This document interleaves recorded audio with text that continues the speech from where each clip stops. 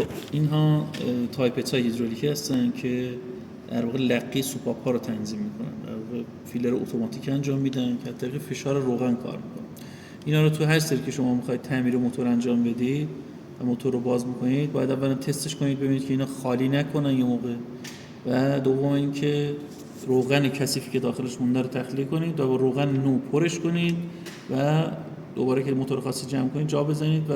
در واقع پر روغن باشه وقتی که داریم موتور رو جمع می‌کنیم. الان تو حالت عادی که تایپت خالی هستش به راحتی با دست داره حرکت میکنه، ببینید به این صورت.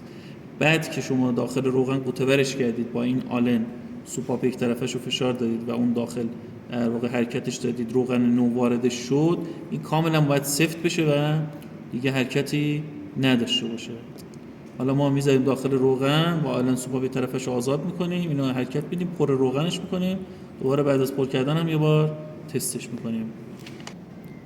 خب این رو میذاریم داخل روغن، کاملا قوطه ور در روغن، آلن رو فشار میدیم در قسمت مرکز. وقتی که هر سری که شما فشار میدین حبابای هوا باید بیاد بیرون و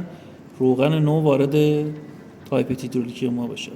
اینقدر این کار رو تکرار میکنیم تا دیگه حباب هوایی ازش خارج نشود و کاملا زیر دستتون حس کنید که این تایپت داره